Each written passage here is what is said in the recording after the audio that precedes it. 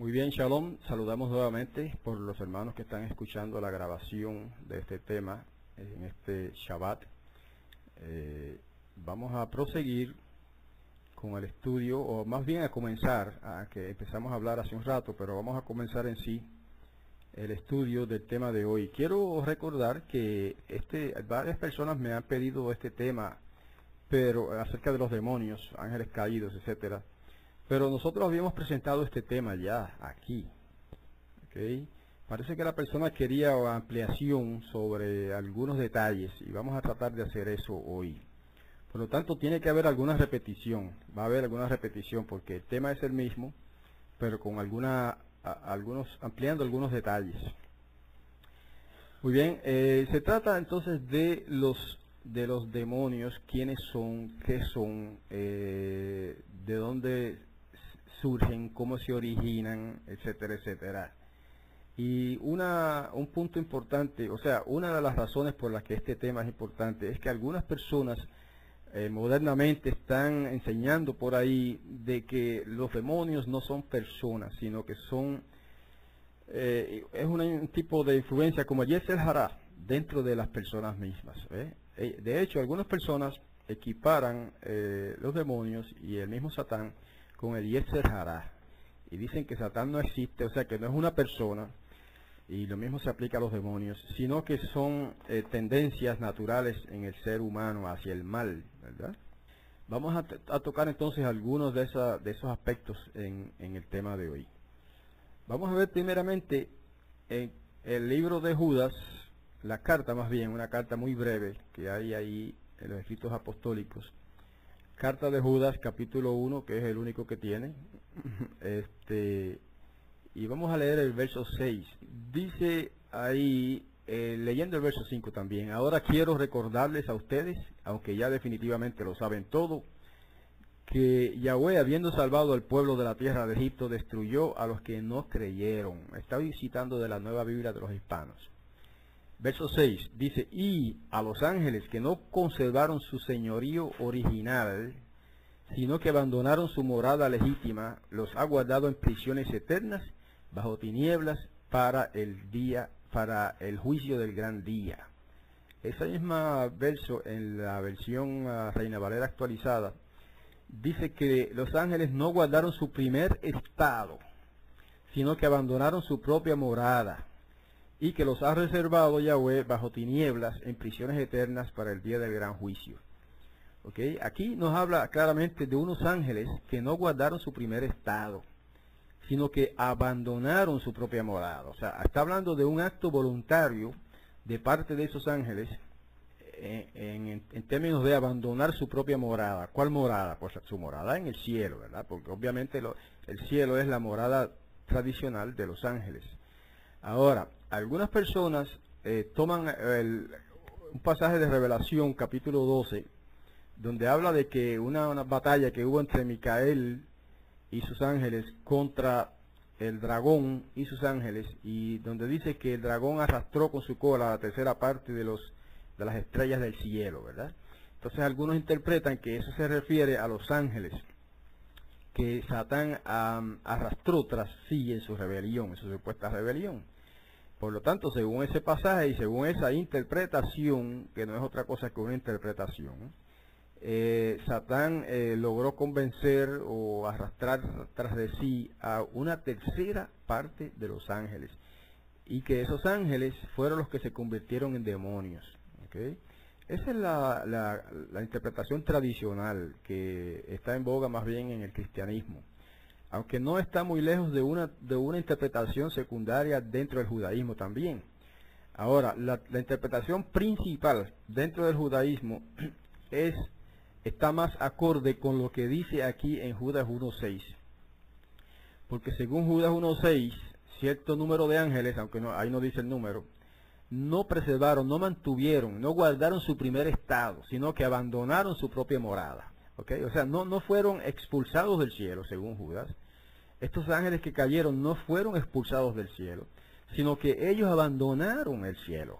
¿Okay? Está hablando entonces de un acto voluntario, un acto volutivo.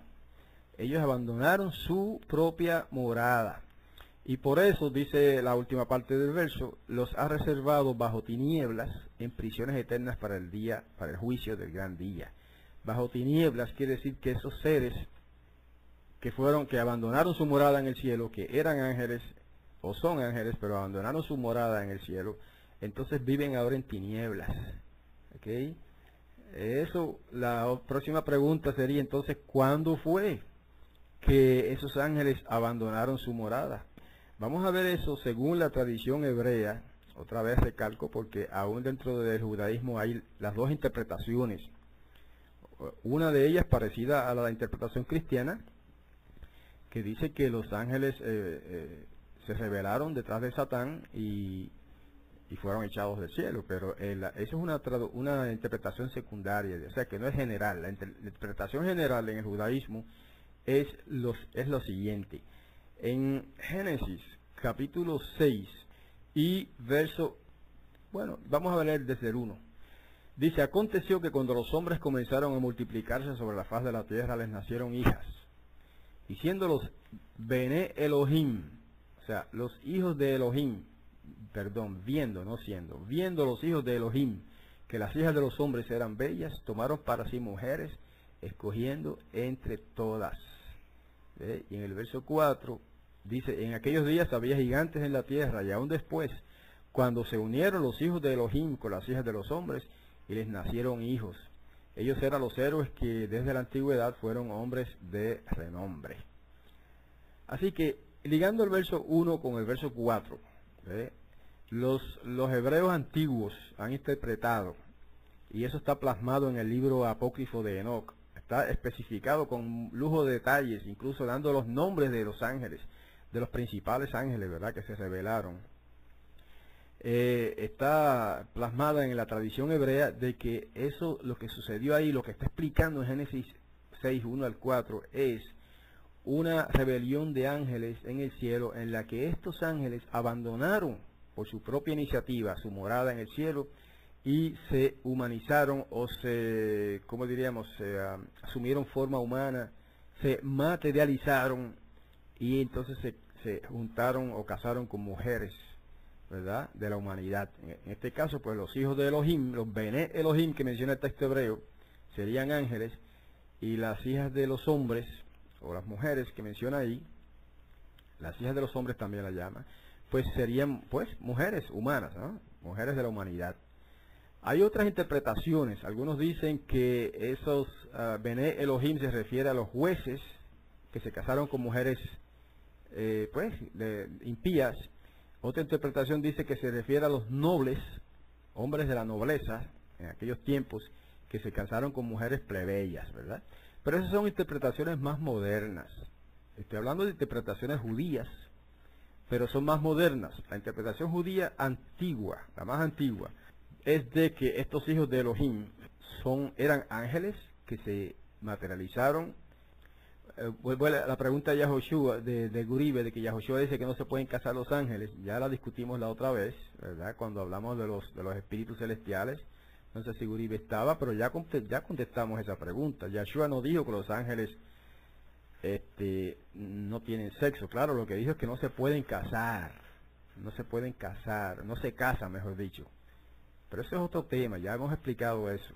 Los ángeles no se casan, pero eso no quiere decir que hay varones y hembras. De hecho, hay varones y hembras, y eso ya lo demostramos por la escritura en el tema anterior, está grabado ahí. Y además, eso es un punto. El otro punto es que estos ángeles se humanizaron. No pierdan de vista ese detalle, ¿verdad? Se hicieron hombres, ¿cómo se llama? Se materializaron. ¿Ve? Por ejemplo, los ángeles no tienen que comer. Sin embargo, aquellos 3 ángeles que se materializaron, se presentaron como varones delante de Abraham, ellos comieron, ¿verdad? ¿Se acuerda que Abraham les preparó un guiso, les mandó a preparar un guiso de un cabrito, etcétera? Y comieron, ¿ve? ¿Por qué comieron? ¿Por qué necesitaban comer? Porque eran hombres. O sea, al materializarse, se convierten en hombres, con todo lo que tiene un hombre. Así que no tiene nada de extraño que estos ángeles se hayan materializado y se hayan casado con mujeres, ¿verdad? Eso aparte de lo otro que dijimos de si son varones o no. Ahora, hay el punto interesante, lo que estamos tratando de traer no es cuál es la verdad del asunto. Oigan esto, yo no estoy diciendo que esta es la verdad, que esta es la única interpretación verdadera. Eso no es lo que estamos diciendo. Lo que estamos diciendo es que esta es una de las interpretaciones judías más difundidas y la más antigua interpretación en el pueblo hebreo, ¿verdad? Acerca de Génesis 6:4, 6:1 al 4. ¿Ok? Además, el libro de Enoc, que se escribió más o menos en el periodo intertestamentario, habla de esto mismo y incluso da los nombres. E incluso da el nombre del ángel principal que indujo a esta rebelión y lo llama Samael. Y le da los nombres ahí de los 7, creo que son 7 o 14 príncipes que se rebelaron, ¿verdad? Y cometieron cometieron esa falta, ¿no? De ese pecado de unirse, hacerse hombres y unirse con mujeres a raíz de eso se produjo una raza de gigantes, según esa interpretación. Ahora la pregunta es, si los Bene Elohim eran hombres comunes, ¿no? Los nobles de aquella época, entonces ¿por qué relacionan esa unión con gigantes? No tendría sentido relacionar esa unión de los Bene Elohim con las hijas de los hombres si fueran seres humanos simplemente. No tendría sentido entonces relacionar eso con el surgimiento de una raza de gigantes. Entonces los Nefilim, aunque algunos han tratado de darle otra interpretación, los Nefilim significan gigantes, porque en otros pasajes de la Escritura, hablando de gigantes, les aplica ese mismo término de Nefilim. Así que estamos tratando simplemente de dilucidar, ¿verdad?, cuál es la interpretación hebrea antigua sobre este tema. Aunque algunos puedan diferir y tienen derecho a hacerlo y pueden verlo de otra manera, no hay problema con eso, ¿ok? Ahora, eso me hace mucho sentido ese asunto porque por lo que dice Judas, que aquellos ángeles abandonaron su estado original, ¿ve? Abandonaron su estado original. Eso es interesante, hermanos. Si abandonaron su estado original, quiere decir que se convirtieron de lo que eran a otra cosa que no eran. ¿Ve? Entonces tiene sentido pensar que se convirtieron de ángeles a seres humanos. O sea, que abandonaron su estado como ángeles, su condición de ángeles, y asumieron una condición de hombres, de seres humanos. ¿Ok? Y eso fue por decisión propia, porque allí no dice... En el libro, en la carta de Judas no dice que fueron expulsados, dice que ellos abandonaron. Así que me hace sentido, ¿verdad?, esa interpretación a la luz de lo que dice este escritor, Yahudá, que se conoce como Judas, pero su nombre original es Yahudá. Muy bien, ahora vamos a ver dónde fueron confinados los ángeles rebeldes, esos ángeles que se rebelaron. ¿Ok? Y vamos a ver en qué se convirtieron después que se rebelaron. Segunda de Pedro, vamos ahora a la escritura. Y como les dije, algunos de estos pasajes ya los estudiamos, pero estamos ahora viéndolos desde una perspectiva un poquito más amplia. Segunda de Pedro 2, y vamos a leer el 3 y el 4. Dice, por avaricia harán mercadería de vosotros con palabras fingidas. Desde hace tiempo su condenación no se tarda y su destrucción no se duerme. Porque, sí, verso 4 ahora. Porque si Elohim no dejó sin castigo a los ángeles que pecaron, sino que habiéndolos arrojado al tártaro, aquí en la versión Reina Valera dice infierno, pero es una traducción totalmente equivocada, al tártaro, en prisiones de oscuridad, los entregó a ser reservados para el juicio. Vamos a ver cómo dice la Biblia de Jerusalén. La Biblia de Jerusalén traduce correctamente. Dice, pues si Elohim no perdonó a los ángeles que pecaron, sino que precipitándolos en los abismos tenebrosos del tártaro, los entregó para ser cuidados para el juicio. Ok, deja ver cómo traduce la Nueva Biblia de los Hispanos. un poco extraviada también. Dice, porque si Elohim no perdonó a los ángeles cuando pecaron, sino que los arrojó al infierno y los entregó a fosos de tinieblas reservados para juicio. Totalmente extraviada esa traducción, porque aquí no aparece la palabra infierno, ni Hades, ni Gehenna en ninguna parte de ese texto griego, ¿verdad? En el griego lo que dice es, la mejor traducción de este versículo es la Biblia de Jerusalén. La Biblia de Jerusalén dice, habla del Tártaro, fueron echados al Tártaro. Y luego dice que en otro pasaje, y también en este lo da a entender, lo dice, que están en prisiones de oscuridad. ¿Ok? Vamos a leerlo nuevamente, la revisión de Reina Valera de 60. Dice prisiones de oscuridad, aunque usa la palabra infierno en lugar de Tártaro, lo cual es un disparate, porque el Tártaro no es el infierno. El Tártaro está aquí en la superficie de esta tierra. Muy bien, el Sheol es una traducción equivocada también. Ok, es equivocada. Ahí no dice Sheol. El Sheol en hebreo es Hades, ¿verdad que sí?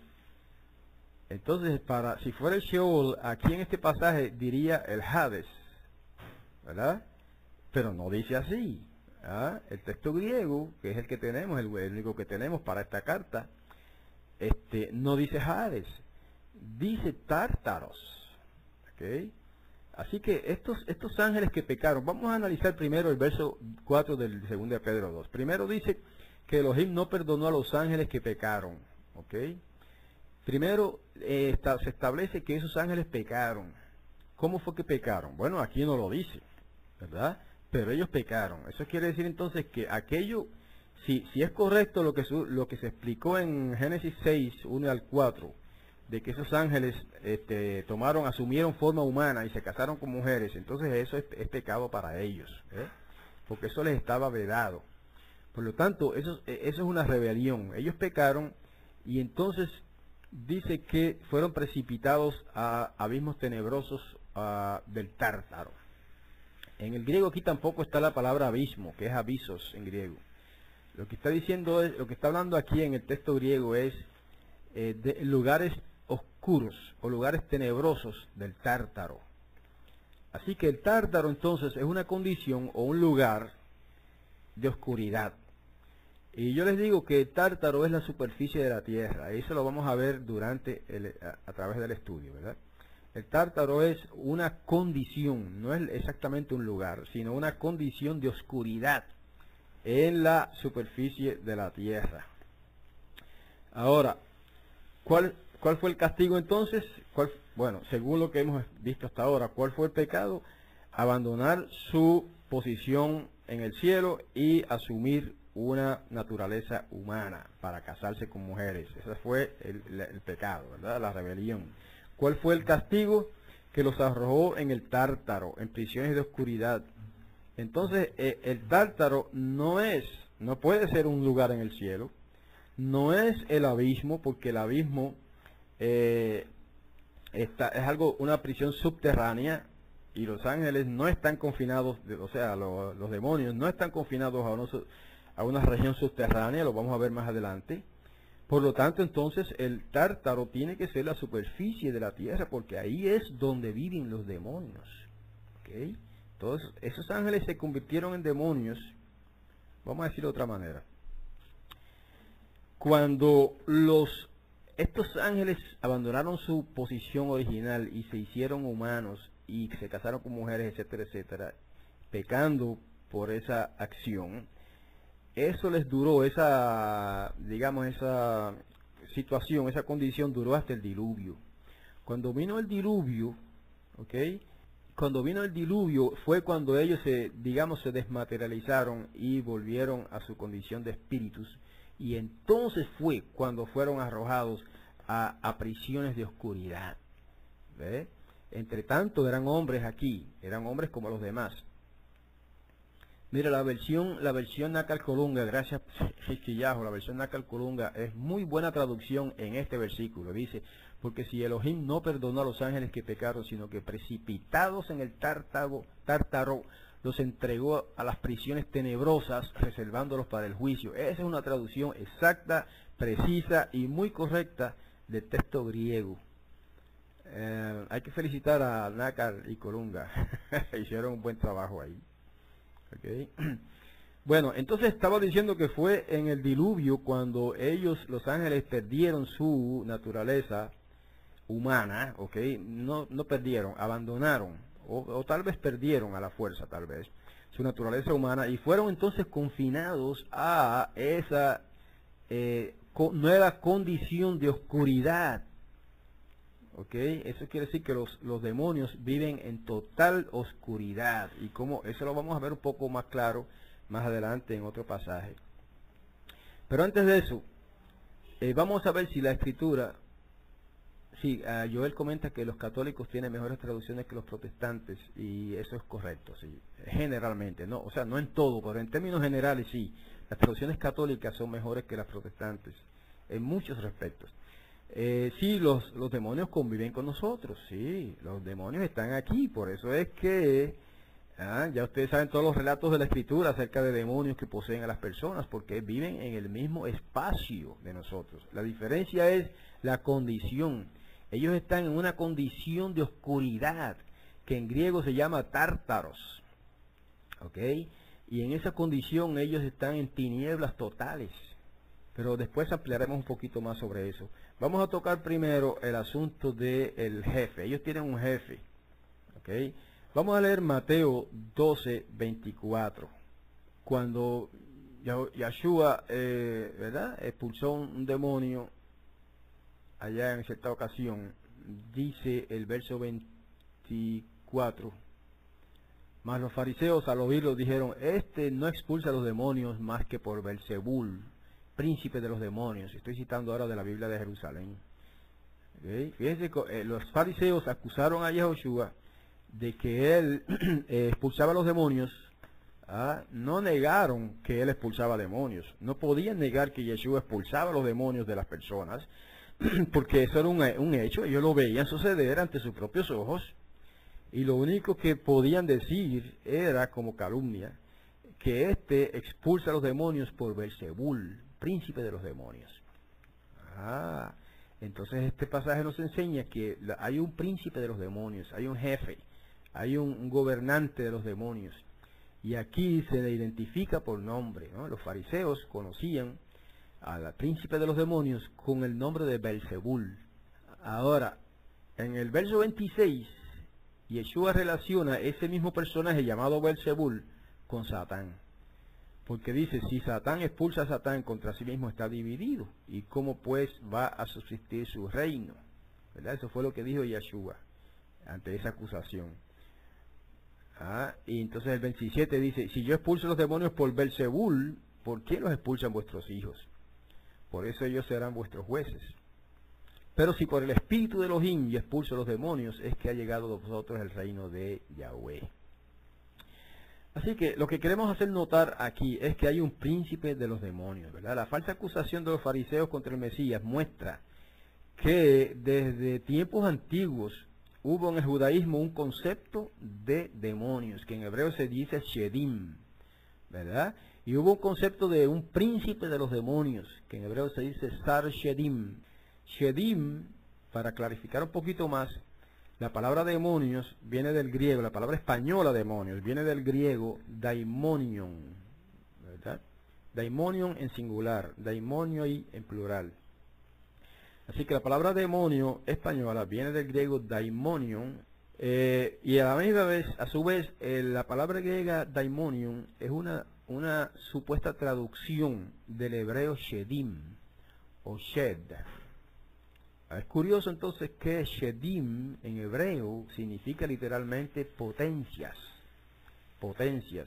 de shed, que significa literalmente pecho, pero que también significa potencia.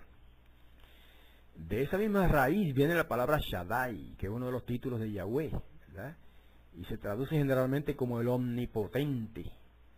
Así que eso para que vean la relación de la raíz de la palabra. No es que es la misma palabra. Una palabra es Shaddai y otra palabra distinta es Shedim.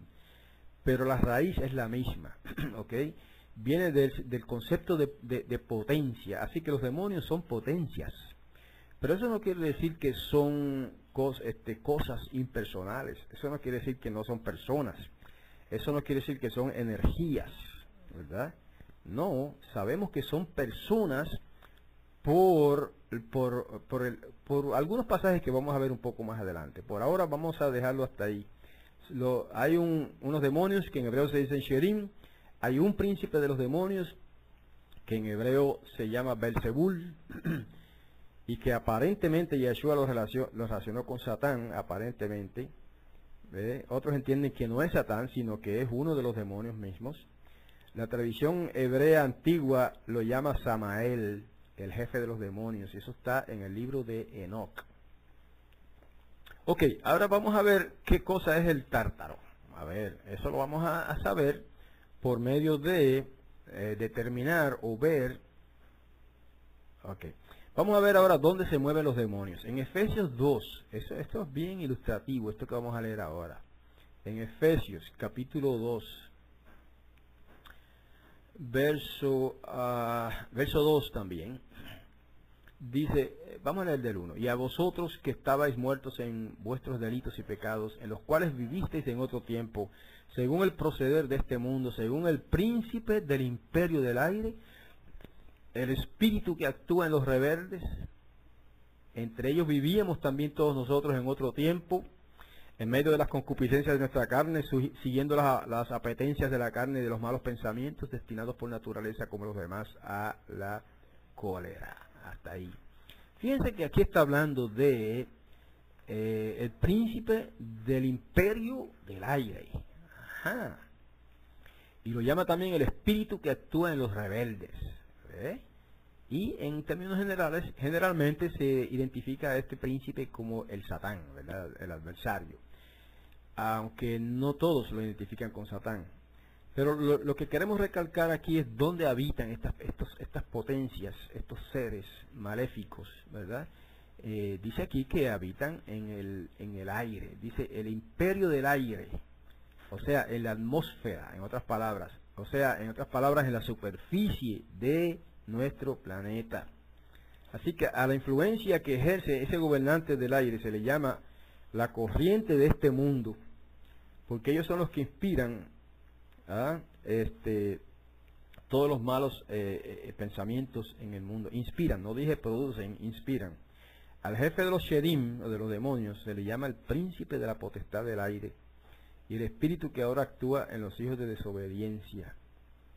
¿Okay? O como dice acá la Biblia de Jerusalén, que actúa en los rebeldes. De manera que si los espíritus habitan, vamos a decirlo de otra manera, si los demonios habitan en el aire, acá, en la tierra, en la superficie de la tierra, en la atmósfera, y Judas nos dijo que ellos están confinados en el tártaro, entonces ¿cuál es la conclusión lógica? La conclusión lógica es, tenemos que aprender un poquito de lógica para saber analizar correctamente las escrituras. La conclusión lógica de estas dos premisas es que los demonios entonces habitan aquí en la superficie de esta tierra. ¿Okay? Y que eso para ellos es el tártaro, y que eso para ellos es prisiones de oscuridad perpetua. En otras palabras, la condición de oscuridad entonces tiene que referirse precisamente a eso, a una condición. O sea, el tártaro entonces tiene que referirse a una condición más bien que a un lugar, aunque también un lugar en términos de que se refiere al aire, ¿verdad? Pero además de ser un lugar, que es el aire, la superficie de esta tierra, es también una condición. ¿Por qué sabemos esto? Bueno, porque nosotros también habitamos en la superficie de la tierra y sin embargo nosotros vemos la luz. Nosotros no habitamos en tinieblas permanentes, ¿verdad? Nosotros podemos ver. Sin embargo, los demonios no pueden ver, porque están confinados a una condición de oscuridad perpetua, lo dice ahí. Eso quiere decir una oscuridad total, de la cual ellos no pueden escapar normalmente. Ahora, vamos a leer también Colosenses 1:13, que tiene que ver con este mismo concepto. Colosenses 1 y verso 13. Vamos a leer el 12 también. Gracias al Padre que nos ha hecho aptos para participar en la herencia de los santos en la luz. Él nos libró del poder de las tinieblas y nos trasladó al reino del Hijo de su amor, en quien tenemos la redención, el perdón de los pecados. Okay, fíjense cómo aquí nos compara a los creyentes, ¿verdad? Nos llama santos, los santos en la luz, mientras que a los impíos, o no los impíos, los demonios habitan en las tinieblas, y aquí lo llama el poder de las tinieblas. Nos ha librado del poder de las tinieblas, que es el poder de los demonios. Por eso es que los verdaderos hijos de Yahweh no pueden ser presa de los demonios. Los demonios no se pueden posesionar de los fieles, de los santos que habitan en luz. Cuando un demonio se posesiona de una persona, algo hay mal en la vida de esa persona. All right. Estamos ya librados, hermanos, de la autoridad de las tinieblas y hemos sido trasladados ya al reino de su Hijo amado. Obviamente, la autoridad de las tinieblas se refiere a un gobierno ordenado entre los espíritus perversos que llamamos demonios, ¿verdad? Los Shedim. Se está hablando de un gobierno. Y un gobierno que incluso que tiene jerarquías. Vamos a ver eso en Efesios 6:11. En adelante. Dice, revestíos de las armas de Yahweh para poder resistir las acechanzas del diablo. Porque nuestra lucha no es contra la carne y la sangre, sino contra los principados, contra las potestades y contra los dominadores de este mundo tenebroso, contra el espíritu del mal que está en las alturas. Oh, interesante. Fíjense cómo aquí establece por lo menos 3 categorías o jerarquías de demonios, ¿verdad? Porque está hablando aquí obviamente de los demonios. Y fíjense que en la Biblia de Jerusalén pone estas palabras con la letra inicial mayúscula: principados, potestades y dominadores de este mundo tenebroso. Entonces eso se supone que son 3 categorías de espíritus, de demonios distintos, unos más poderosos que otros. Por eso fue que en uno de los casos que vamos a considerar más tarde, y que mencionamos la otra vez, cuando los discípulos vienen donde el maestro y dicen, mira, no pudimos sacar los demonios, ¿verdad?, de tal persona. Y él dijo, porque ese género de demonios no sale si no es con ayuno y oración. Eso quiere decir, ese mismo pasaje nos enseña, hermanos, que hay distintos géneros de demonios. Es lo que estamos llamando en este momento con la palabra categoría o distintas jerarquías de demonios, ¿verdad? Eso quiere decir que hay demonios más poderosos que otros. Y eso corresponde al mismo, a la misma jerarquía de gobierno que hay en el cielo, de que hay ángeles más poderosos que otros, hay ángeles con mayor autoridad que otros, ¿verdad? Hay ángeles y hay príncipes de ángeles, etcétera, etcétera. Eso ya lo estudiamos la otra vez. Y de la misma manera hay también demonios y hay príncipes de demonios. Ok. Ahora, un momentito. Voy a cotejar primero lo que dice Santiago 3:15. Vamos allá, Santiago. En realidad el nombre de este hermano era Jacobo. Pero todo el mundo lo conoce como Santiago. Capítulo 3 y verso 15. Dice 14 para tener el contexto. Pero si tenéis en vuestro corazón amarga envidia y espíritu de contienda, no os jactéis, ni mintáis contra la verdad. Tal sabiduría no desciende de lo alto, sino que es terrenal, natural, demoníaca. Quiere decir entonces que hay una sabiduría demoníaca, que es natural, terrenal, que no proviene de lo alto, ¿verdad? Entonces es claro que mucha de la sabiduría del mundo es sabiduría demoníaca. Eso quiere decir que se origina en influencias de demonios. Claro que hay una sabiduría de lo alto y hay también entonces otra sabiduría que es terrenal, animal y diabólica. Esta última es la que obviamente influye en los gobernantes de las naciones, hermanos, para que actúen tan disparatadamente como lo están haciendo. Y eso incluye gobernantes políticos, tanto como religiosos, de todas clases. Es más, no solamente hay una sabiduría demoníaca, hay también doctrinas demoníacas. Vamos a chequear 1 Timoteo 4. 1 Timoteo 4:1 dice, el Espíritu dice claramente que en los últimos tiempos algunos apostatarán de la fe, entregándose a espíritus engañadores y a doctrinas de demonios. Vamos a ver cómo traduce la versión Reina Valera actualizada. Igual, a espíritus de demonios. En realidad la Biblia de Jerusalén, yo la parafraseé un poco, la modifiqué, porque dice a doctrinas diabólicas. Pero en ese caso la traducción no es tan buena. En la Reina Valera actualizada dice a doctrinas de demonios, es una traducción más literal. La inspiración nos dice, hermanos, entonces que en los últimos tiempos, primero, algunos se apartarán de la fe. Eso es apostasía. Que prestarán atención a espíritus engañosos. Esos son los demonios. Y a doctrinas de demonios. Así que hay entonces doctrinas inspiradas por demonios, hermanos. ¿Cuáles son? ¿Cuáles son esas doctrinas? Bueno, a mí me parece que todas las doctrinas que contradice claramente las enseñanzas de la palabra de Yahweh son doctrinas de demonios, son doctrinas inspiradas por demonios. ¿Okay? Y fíjense que el Babilonia se convirtió, vamos a leer Revelación 16:14. Vamos a leer Revelación o Apocalipsis, capítulo 16, 14. 13 otra vez. Vi salir de la boca del dragón, que es Satán, y de la boca de la bestia, que es un sistema político falso, y de la boca del falso profeta, que es un sistema religioso falso, 3 espíritus impuros o inmundos semejantes a ranas, pues son espíritus de demonios que hacen señales, los cuales salen a los reyes de todo el mundo habitado, para congregarlos para la batalla del gran día del poderoso omnipotente. Así que aquí está hablando, dice que estos espíritus de demonios, 14, ese verso lo tenía en mente, pero también el que yo en realidad quería es el otro que habla de Babilonia, donde dice que se convirtió en habitación de demonios, ¿verdad? No se me escapa ahora de momento a la cita. Creo que es 18:2. Vamos a consultar el capítulo 18. Ese es.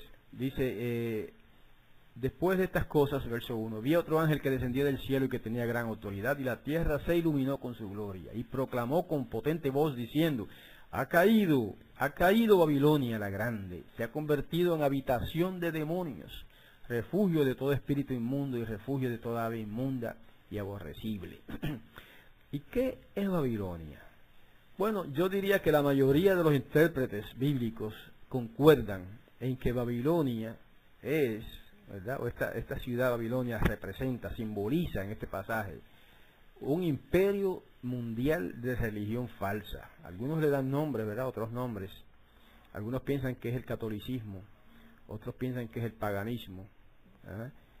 Y yo pienso que incluye todo tipo de religión falsa, ¿okay? Sea cristiana o no cristiana, o pagana o no pagana, todo tipo de religión falsa está llamada e identificada aquí como Babilonia la Grande. Y dice que se ha convertido en habitación de demonios. ¡Wow! De manera que el apóstol, ¿verdad?, que escribe aquí el libro de Apocalipsis, nos muestra entonces que los demonios habitan, por decirlo de alguna manera, ¿no? Habitan, o sea, influyen, tienen influencia en las religiones del mundo y también en la política. ¿Ok? Eso es claro, eso es bastante claro por las cosas, por los resultados, por las cosas que estamos viendo actualmente en nuestra sociedad. Aquí en Puerto Rico, que es un país pequeño, si usted se fija en la política de Puerto Rico, eso es terrible cómo está funcionando todo aquí, y en la religión igual. Entonces, que preguntan que si los demonios poseen sus líderes, por supuesto que sí. Hay príncipes de demonios, ¿verdad? Si se refiere a eso. Si se refiere a los líderes humanos, pues entonces es al revés. Los demonios son los líderes de muchos de los gobernantes humanos. ¿Okay? Esos son los que dirigen este mundo. Ahora, como hay personas que dicen que los demonios no son personas, sino que son influencias, como cuando hablamos de Yetzer Hará y de Yetzer Tov, ¿okay? Vamos a tocar un pasaje que nos ilumina sobre esto. Vamos a buscar en Lucas capítulo 8 y vamos a leer del verso 26 en adelante. Y vamos a prestar atención y analizar bien este asunto. Dice, navegaron a la tierra de los Gadarenos. Discúlpenme, voy a utilizar la versión Nueva Biblia de los Hispanos ahora, a ver qué nos dice. Dice, entonces navegaron hacia la tierra de los Gadarenos, que está al lado opuesto de Galilea. Cuando Yeshua bajó a tierra, le salió al encuentro un hombre de la ciudad poseído por demonios. Y que por mucho tiempo no se había puesto ropa alguna, ni vivía en una casa sino en los sepulcros. Al ver a Yeshua gritó y cayó delante de él y dijo en alta voz, ¿qué tienes tú que ver conmigo, Yeshua, hijo del poderoso Altísimo? Te ruego que no me atormentes. Porque él mandaba al espíritu inmundo que saliera del hombre, pues muchas veces se había apoderado de él y estaba atado con cadenas y grillos y bajo guardia. A pesar de todo, rompía las ataduras y era llevado por el demonio a los desiertos. Entonces Yeshua le preguntó, ¿cómo te llamas? Él contestó, Legión, porque muchos demonios habían entrado en él. Y les rogaban que no les ordenara irse al abismo. Había una manada de muchos cerdos paciendo allí en el monte, y los demonios les rogaron que les permitiera entrar en los cerdos. Y él les dio permiso. Los demonios salieron del hombre y entraron en los cerdos, y la manada se precipitó por el despeñadero al lago, y se ahogaron. Hasta aquí vamos a leer. Vamos a notar algunos puntos claves en estos versículos. Primero nos enseña que los demonios se pueden posesionar de las personas, pueden tomar el mando, el gobierno en el cerebro de ciertas personas. Fíjense que aquí había un hombre, dice, que estaba poseído por demonios. Segundo, aprendemos que muchos demonios pueden posesionarse de una sola persona. ¿Por qué? Porque los demonios no son personas físicas, sino que son personas espíritus. O sea, al ser espíritus no ocupan espacio como nosotros. Solamente los seres físicos ocupan espacio, ¿verdad que sí? En un espacio donde cabe uno no pueden entrar dos, porque somos seres físicos. Pero los demonios no son seres físicos. Son seres, sí, son personas, pero no son seres físicos. Son espíritus. Por lo tanto, no ocupan espacio. Por lo tanto, pueden caber un montón de demonios dentro de un solo hombre. Y eso es lo que vemos aquí. Una legión. Ok, vamos a seguir. Al ver a Yeshua, el demonio gritó y cayó delante de él y dijo en alta voz, ¿qué tienes tú que ver conmigo, Yeshua, hijo del Altísimo? Te ruego que no me atormentes. Ahora, yo pregunto, para aquellas personas que dicen que los demonios son influencias, que no son personas, que no son seres inteligentes, sino que son influencias o tendencias humanas, como decir el Yetzer Hará y el Yetzer Tov, ¿verdad? La tendencia al mal y la tendencia al bien. Y que eso, el Yetzer Hará es lo que algunos llaman demonios. Eso dicen algunos maestros. Pero entonces yo les pregunto, ¿cómo es que Yeshua tuvo una conversación, una conversación con este demonio? El demonio le habla a Yeshua, le dice, te ruego que no me atormentes. Y él le pidió eso porque Yeshua estaba diciéndole, sal de él, sal de él. Y ese era un tormento para ese demonio, ¿verdad? Entonces, Yeshua le sigue entablando esta conversación, le dice, ¿cómo te llamas? ¿Verdad? No me diga ahora que Yeshua, el hijo de Yahweh, que todo lo sabe, se iba a poner a conversar con una influencia, con una tendencia, ¿no? Él está dialogando con una persona, con un ser personal, que dijo aquí que se llamaba Legión, ¿verdad? El Espíritu dijo que se llamaba Legión. Legión porque en realidad eran muchos demonios los que habían allí. Y le rogaban que no les ordenara irse al abismo. Entonces, fíjense, aquí nos enseña claramente que los demonios no están en el abismo. Por lo tanto, esas traducciones esas traducciones que citamos, una traducción que citamos de Judas, donde llama al tártaro el abismo, es una traducción equivocada. El abismo, que en griego se dice abisos o abusos, y que en hebreo se dice tehum, es otra cosa. El abismo, el tehum, es una condición subterránea, un lugar subterráneo, o una condición de inactividad total debajo de la tierra, donde van a ser echados los demonios y el Satán mismo, según Apocalipsis 20, ¿verdad? Satán va a ser echado al abismo, lo dice allí, y aunque no lo diga allí, sabemos que los demonios también van a ser echados al abismo. Y lo sabemos por este mismo pasaje, porque ellos les rogaran a Yahshua que no los enviara al abismo. Eso quiere decir que en algún momento en el futuro Yahshua va a mandar a los demonios al abismo, ¿verdad? Eso quiere decir entonces que no están en el abismo, porque si estuvieran en el abismo no habría necesidad de mandarlos al abismo. Eso no tiene ningún sentido siquiera hablar de eso, ¿verdad? El hecho entonces de que estos demonios les ruegan que no les ordene irse al abismo implica claramente que ellos no están en el abismo y que por lo tanto están aquí en la superficie de la tierra. Por eso pueden posesionarse de ciertas personas. Ahora, hay otra implicación aquí que yo mencioné la otra vez también, pero vamos a expandir un poco más. Y es que estos demonios entonces, ya que, se resignaron a que el Mesías los iba a sacar de allí, de ese hombre, entonces le pidieron que les permitiera irse a los cerdos, a una manada de cerdos. Y yo pregunto, ¿por qué? Y él se los permitió. Él les permitió que se fueran a la manada de cerdos. Lo que pasa es que no tuvieron mucho éxito estos demonios en su interés, en sus planes, porque los cerdos se volvieron locos y se despeñaron y se ahogaron en el lago, ¿verdad? Pero la intención de los demonios era que a falta de un cuerpo humano donde habitar, ellos querían habitar entonces en los cuerpos de estos cerdos. Disculpen, voy a tomar un poco de agua. Ellos querían habitar en aquellos cerdos, ¿por qué? ¿Por qué? Es lógico pensar, hermanos, y es razonable pensar, que es la misma razón por la que dijimos al principio, y le dice Judas, que ellos habitan en tinieblas totales, en el tártaro, en prisiones de oscuridad. Entonces es lógico también concluir que, por lo tanto, este pasaje de Judas, junto con este pasaje del que estamos comentando ahora, nos enseña entonces que los demonios no pueden ver. ¿Okay? Aparte de otras consideraciones, si que los cerdos fueran sucios o inmundos, ¿verdad? Pues está bien, pero lo importante aquí ahora es que ellos querían habitar en los cerdos para poder ver las bellezas de este mundo y para poder de alguna manera pues hacer su función, ¿no? De mortificar a la humanidad y etcétera.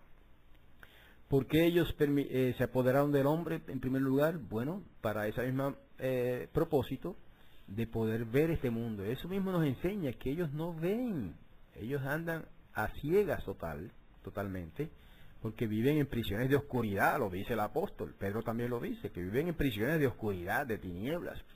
Por lo tanto, al ellos posesionarse de un hombre, entonces pueden ver a través de los ojos de este hombre, pueden ver el mundo. Y lo mismo a través de los ojos de un animal, ¿verdad? Por eso ellos le pidieron al Mesías que les permitiera posesionarse de aquel hato de cerdos. Ahora, eso es un poco, yo sé que es un poco difícil de asimilar, ¿verdad? De digerir para muchas personas. Pero cuando usted estudia todos esos pasajes y los pone uno al lado de otro y los analiza a fondo, ¿ves? No con una lectura superficial. Una lectura a fondo es una lectura razonando todo lo que dice, analizando y comparando unos con otros y viendo las implicaciones de unos pasajes y de otros. Eso es lo que se llama escudriñar las escrituras, no es leer. Todo el mundo lee la Biblia, pero no muchos la escudriñan. Entonces preguntan si hay diversos niveles de posesión o influencia demoníaca. Claro que sí, exacto. Hay diferentes niveles de posesión precisamente porque hay diferentes categorías de demonios y unos son más poderosos que otros. Ese es un factor. El otro factor es que una persona puede ser posesionada o poseída más bien por un solo demonio o puede ser poseída por muchos demonios. Entonces eso hace una diferencia también. Ahora, otra diferencia la hace la condición humana, como bien menciona Hizkiyahu. La condición humana. Personas, algo que hemos aprendido por experiencia es lo siguiente. Personas que han estado involucradas en espiritismo son las personas más dables o propensas a ser poseídas por demonios. Eso lo hemos visto muchas veces. Personas que han estado ligadas a la magia, a la brujería, ¿verdad? Al vudú, etcétera, etcétera. Estas son personas muy susceptibles de ser poseídas por demonios, exacto, la hechicería, etcétera, etcétera, ¿no? Y en tiempos en círculos un poquito más refinados al espiritismo, ¿verdad? Y al ocultismo, todo lo relacionado con el ocultismo, sea espiritismo o como se llame. Estas personas abren las puertas voluntariamente para la posesión demoníaca, hermanos. ¿Ve? Quizás no todos sean poseídos por demonios, pero muchos de ellos sí. Y precisamente eso esa posesión demoníaca es lo que puede llevar a algunas personas a convertirse en asesinos. Mira, estas personas que matan a sus hijos y luego se suicidan, personas que matan a sus padres, o padres que matan a sus hijos, o hombres que matan a su esposa y viceversa, asesinan cruelmente, ¿verdad? Sin ninguna razón lógica, sin ningún razonamiento de parte de ellos. Esas son personas poseídas por demonios, eso es obvio. Y por eso es que tenemos que cuidarnos mucho del esoterismo, de esas tendencias esotéricas que existen también dentro del judaísmo. De esas personas que les encantan las cosas esotéricas y místicas, que a la larga pueden llevar al espiritismo. La cita que les mencioné ahorita, gracias a ojos y oídos, es Marcos 9:29, donde el maestro le contestó a sus discípulos: a esta clase de demonios solamente se las puede expulsar por medio de la oración. Y en algunas ediciones dice por medio de ayuno y oración. Quiere decir que no es así a lo loco que uno va a tratar de expulsar un demonio. Tiene que dedicarse a la oración, tiene que ser una persona dedicada a la oración, ¿ok? Y hacerlo también mediante la oración. Hacerlo, cuando digo hacerlo, me refiero a la expulsión de demonios, ¿no? ¿Cómo que le llaman ahora a la expulsión de demonios? Exorcismo. ¿Sí? El exorcismo es un ejercicio, ¿verdad? Mediante el cual se expulsan los demonios de las personas. Pero eso no es todo el mundo que lo puede hacer. Preguntan que de dónde surge. Eso viene del griego. La raíz griega exo significa fuera de, salir, sacar, ¿ok? Como por ejemplo Éxodos. ¿Por qué se llama el libro de Éxodo? Se llama Éxodo en griego. ¿Por qué se le llama a la salida de Israel de Egipto? Se le llama en griego Éxodos, el Éxodo, pues, porque significa salir. Éxodo significa salir. Entonces exorcismo pues es sacar o salir. Es la misma raíz. Entonces proviene del griego, ¿ok? Estamos diciendo que habíamos terminado ese pensamiento. Vamos a ver qué puede hacer por nosotros la fe del Mesías. En Juan 1:12, vamos ahora en Marcos 9:29, es lo que le mencioné ahorita, de que dice: este género con nada puede salir sino con oración y ayuno. O sea que es una condición, es una preparación, mejor dicho, fuerte que hay que tener para poder expulsar demonios. Yahushua cualificaba para eso, Yahushua lo hacía fácilmente. ¿Por qué? Porque él era un hombre de oración constante. Él se pasaba noches enteras orando. Y hay algunos cristianos que hacen eso también. Bueno, vamos a Juan 1:12, ya estamos casi terminando. Juan, el Evangelio de Yohanan, y verso 12, dice: pero a todos los que los recibieron, está hablando del Mesías, les dio el derecho o el poder de llegar a ser hijos de Elohim, es decir, a los que creen en su nombre. De manera que los que creen en Yahshua, en su nombre, ¿verdad? Y en lo que Él es, el Mesías, dice que Él les dio el poder o la autoridad o el derecho de ser llamados hijos de Elohim. Y eso es lo que somos, hermanos, cuando aceptamos al Mesías. La fe en el Mesías, entre otras cosas, nos convierte en hijos del Todopoderoso. Bene Elohim, como se dice en hebreo. Y de esa manera, entonces, los demonios ya no tienen autoridad sobre nosotros. Los demonios no tienen autoridad sobre los hijos de Yahweh, ¿verdad? Los hijos de Elohim. Más bien nosotros tenemos autoridad sobre ellos. ¿Ok? Si estamos en el Mesías, obviamente, si estamos en el Mesías, tenemos autoridad sobre los demonios, incluso para expulsarlos de personas poseídas por esas potencias maléficas, ¿verdad? Que son los Shedim, los demonios.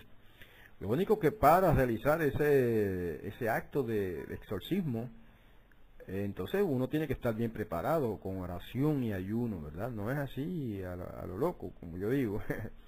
No es así improvisadamente, sino que usted tiene que estar preparado.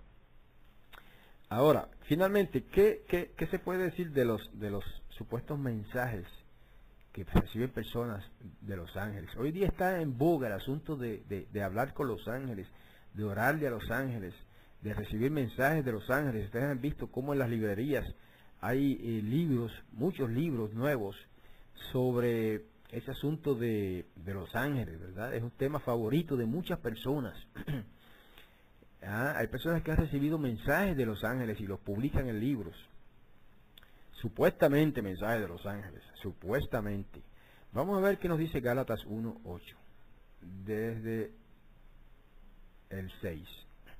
Dice: me maravillo de que tan pronto ustedes hayan abandonado a aquel que los llamó por la gracia del Mesías, para seguir un evangelio diferente.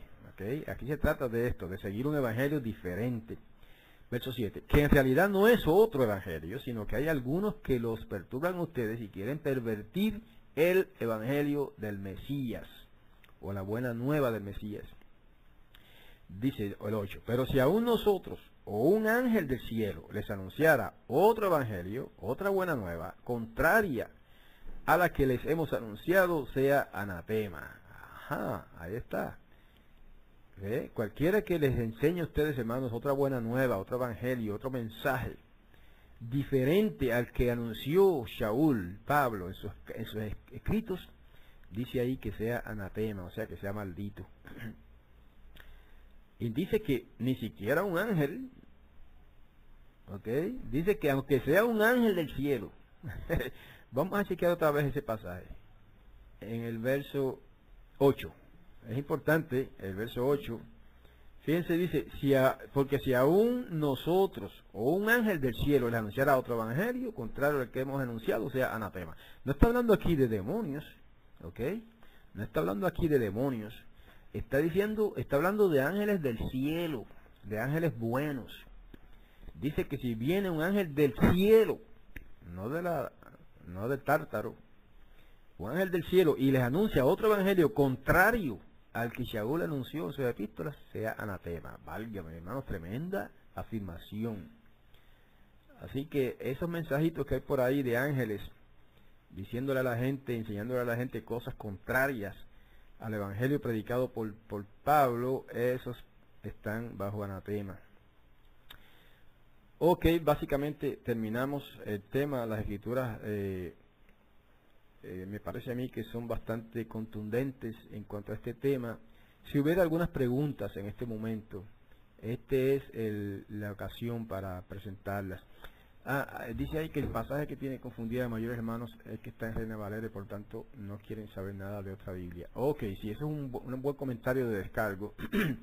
Las personas se aferran a la versión Reina Valera, que es una traducción con muchos errores de traducción, y se aferran a eso como si esa fuera la única traducción verdadera o genuina.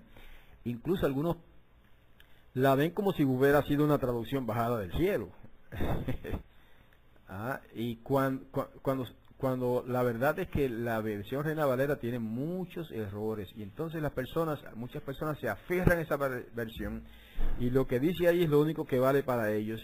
Y aunque usted le muestre que esa es una traducción con errores, y que muchos de esos versículos están equivocados, pues no, ellos se aferran a eso y persisten en eso, ¿verdad? En las enseñanzas que han recibido a base de una traducción equivocada. Por eso es que nosotros entonces llamamos al mundo, hermanos, al pueblo, a volver a las sendas antiguas, y eso lo hacemos mediante el uso de los textos hebreos y de traducciones correctas de las escrituras, ¿verdad? Traducciones correctas, no las traducciones erradas que imperan por ahí en las librerías, en el mundo cristiano, que son buenas hasta cierto punto, pero que tienen muchos errores, y hay que cuidarse de eso. Bueno, por ejemplo, una de las traducciones que corrigen algunos errores de Reina Valera es la Biblia de Jerusalén. Es católica y tiene menos errores. Yo no digo que no tiene errores, tiene menos errores que la Reina Valera. Otra versión buena es una que se llama la versión Biblia Peshitta en español. Tiene sus errores también, todas lo tienen, pero tiene muchos menos errores. La versión Peshitta en español también tiene el nombre de Yahweh correctamente y tiene, no recuerdo si dice el Mesías en lugar de Cristo, me parece que no. Utiliza también la fraseología griega igual que las demás, desafortunadamente, pero es una mejora sobre Reina Valera. La traducción de los Testigos de Jehová, la traducción del Nuevo Mundo, corrige muchos de los errores de Reina Valera. Yo la recomiendo también por eso. Dice Hiski que Israel salió con tanta influencia de Babel que, plagados de idolatría, había muchas personas poseídas e influenciadas por demonios. Oh, sí. ¿Quién ustedes creen que inspiró las cruzadas? ¿Quién ustedes creen que inspiró la Santa Inquisición, donde la Iglesia Católica mató millones de personas, de sus propios feligreses? ¿Ah? ¿Quién ustedes creen que inspiró las matanzas que hizo Hitler de 6 millones o más de 6 millones de judíos? Todos esos fueron inspirados por demonios. La Shoah, exacto. La Shoah es el holocausto, ¿no?, que hizo Hitler. ¿Ah? Cuando los seguidores de Lutero mataron a Miguel Servet, lo quemaron en la hoguera porque no creían en la Trinidad. Todos protestantes ahora, inspirados por demonios. No hay otra explicación. Inspirados, no dije obligados, dije inspirados. Exacto, inspirados. Claro, Yahweh permite todo lo que sucede aquí, porque nosotros nos lo hemos buscado. Pasa ahora como el gobierno de Puerto Rico, que la mayor parte de los puertorriqueños votaron por el Partido Nuevo Progresista y subieron a su candidato ahí que se llama Fortuño, y ahora Fortuño es el gobernador de Puerto Rico. Pues ahora muchos de esos que lo eligieron con sus votos están arrepentidos por lo malo que está resultando hasta ahora el gobierno de Fortuño, ¿verdad? Entonces ahora se arrepienten, pero ¿quién lo puso ahí? Ellos mismos lo pusieron. Entonces, pues, el Todopoderoso permite todas estas cosas. ¿Por qué? Porque nosotros mismos nos buscamos esas cosas. Si la humanidad cayó en este desastre en el que estamos, es porque Adán falló la prueba y eligió eso. Y ahora nosotros heredamos esa condición de nuestro padre Adán. Dice Descargo que ¿dónde queda que nosotros tenemos que ser obedientes a los gobernantes que dicen que son puestos por Elohim? Sí, pero eso es así. Nosotros tenemos que obedecer a los gobernantes, y no los gobernantes nos liquidan a nosotros. Pero eso es obedecer las leyes. No quiere decir que uno tiene que aprobar todo lo que hacen los gobernantes, ¿entiende? Por ejemplo, hay leyes que pueden ser injustas, y usted puede decir que son injustas, pero tiene que obedecerlas. ¿Ok? Tiene que obedecerlas, porque si no va a tener castigo de parte del gobierno, aunque sean injustas. Por eso es que Yahshua mismo dijo, den al César lo que es del César y a Elohim lo que es de Elohim. Aunque ese concepto de que Yahweh pone reyes y quita reyes, habría que analizarlo un poco más a fondo, ¿verdad? Pero ese no es el tema de hoy, se nos acabó el tiempo, son las 12 en este momento acá, y yo necesito comer algo para luego prepararme para el servicio de la tarde. Así que los voy a dejar en estos momentos, hermanos. Muchas gracias por su presencia y su participación. Son las 13 horas en Uruguay, me dicen. Ok, acá son las 12:01. Están locos de hambre allá, yo también. Ok, de nada, hermanos, no hay de qué. Para eso estamos aquí, esa es mi misión en la vida, ¿verdad? Enseñar lo que he aprendido. Y esa es mi comida. Yahweh los guarde y los bendiga a todos. Muchas gracias otra vez. Dice que van a comer un asado de verduras. Qué bien, buen provecho. El servicio, me refiero a un servicio local acá en Puerto Rico, en Camuy, donde yo vivo. Nos estamos reuniendo en una casa, en la casa de una persona, ¿verdad?, que está interesada. Es un pequeño grupo, como de 7 personas que están estudiando la Biblia conmigo. Y a eso me refiero, un servicio de la tarde, ¿okay? Eso es acá localmente. En términos de este servicio internacional que tenemos aquí, nos vamos a ver entonces el próximo Shabbat a la misma hora de hoy, y espero, pienso traer el tema de, un momentito, déjame buscar un papel que tenía por aquí, el tema de la adoración, pero vamos a analizar los errores de traducción en cuanto a la palabra adoración y los errores a los que ese concepto equivocado ha llevado al cristianismo, ¿verdad? En términos de lo que es la adoración. Y hay mucho que decir sobre eso, pero les voy a presentar una tabla que tengo con todos los pasajes que hablan de adoración, y es la que estoy buscando en este momento, pero no la veo. De todos modos, ese es el tema para el próximo sábado, si Yahweh lo permite. Así que nos vamos a ver en esa ocasión. Nos despedimos ahora de nuestros hermanos que están escuchando la grabación, deseándoles que el Todopoderoso Yahweh los bendiga y los guarde en el nombre de Yeshua el Mesías. Amén.